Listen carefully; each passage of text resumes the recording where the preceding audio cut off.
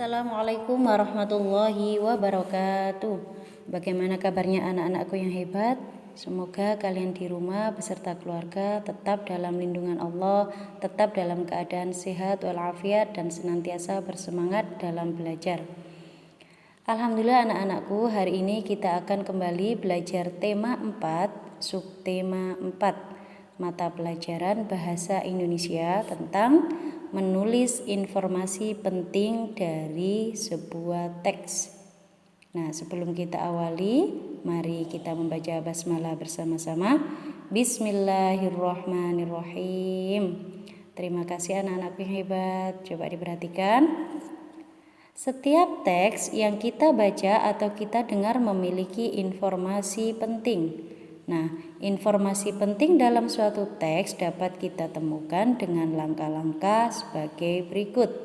Yang pertama, bacalah teks secara keseluruhan dengan seksama. Kedua, tandailah kata yang tidak dipahami artinya. Ketiga, carilah arti kata tersebut dengan bertanya pada guru atau orang tuamu. 4, tulis informasi tersebut dengan menggunakan bahasamu sendiri.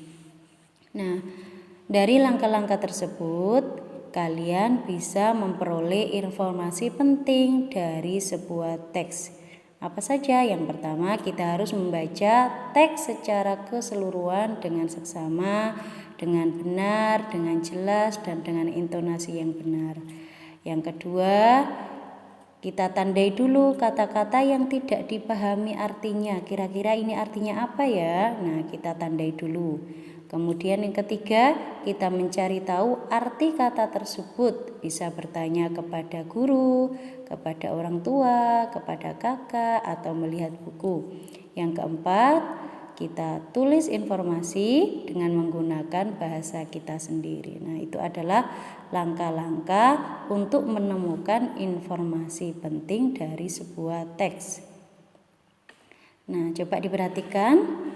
Kita baca teks berikut bersama-sama. Perlunya menjaga kebersihan taman kota. Taman kota banyak manfaatnya bagi warga. Taman kota dapat menjadi tempat bermain dan berkumpul dengan anggota keluarga. Taman kota juga bisa dijadikan tempat rekreasi. Bunga-bunga yang indah menjadi pemandangan yang indah. Udara juga menjadi bersih. Kita semua membutuhkan taman kota. Kebersihan taman kota harus selalu dijaga. Sampah tidak boleh ada yang berserakan. Sampah harus dibuang ke tempat sampah. Kita tidak harus menunggu petugas kebersihan untuk membersihkannya. Jika diperlukan, sewaktu-waktu kita harus melakukan kerja bakti. Tanaman yang ada di sekitar taman kota juga harus dijaga. Tanaman jangan dirusak ataupun diinjak dengan sengaja. Tanaman bisa layu dan mati. Sikap peduli lingkungan harus ditanamkan.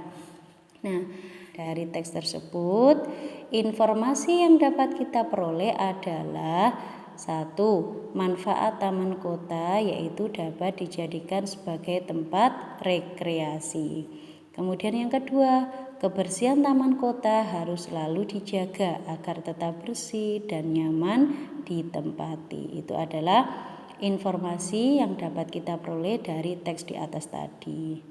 Nah, untuk selanjutnya ada contoh teks, silakan dibaca dengan nyaring. Tentang flora dan fauna lestari, manusia akan sehat.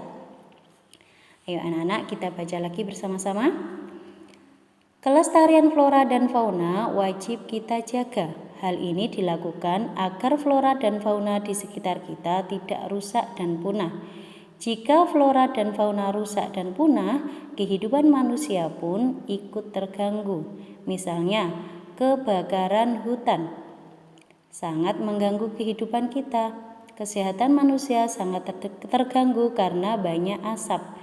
Bahkan banyak juga yang menyebabkan kematian. Banyak cara yang dapat kita lakukan untuk melestarikan flora dan fauna di sekitar kita.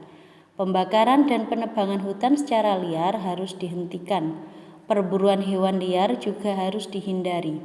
Hutan akan tetap asri. Hewan di hutan pun tidak punah.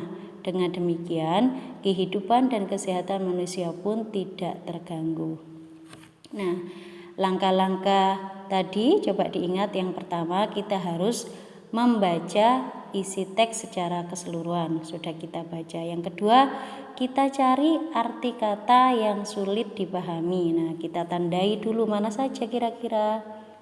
Nah, berikut sinonim atau persamaan kata dari kosakata yang sulit dipahami. Coba yang pertama, flora. Artinya adalah tanaman atau tumbuhan. Yang kedua, fauna. Nah, artinya adalah hewan atau binatang. Ketiga, lestari. Artinya tetap seperti semula atau tidak berubah. Kemudian yang keempat, liar. Tidak ada yang memelihara, belum jinak.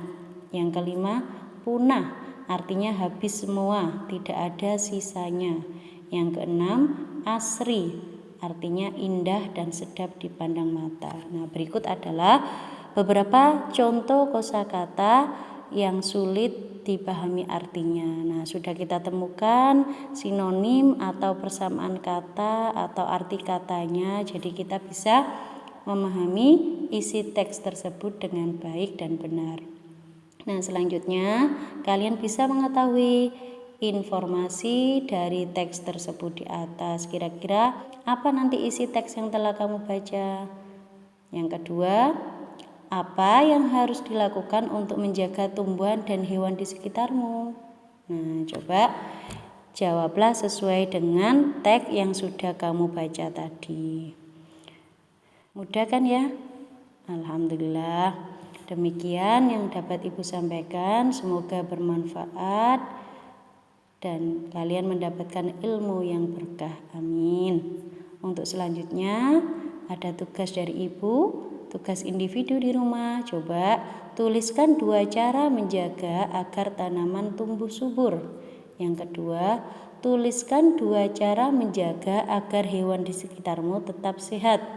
Nah, setelah kalian tulis, coba tulis jawabanmu di buku tulis tematik dan kirim ke guru kelas ya.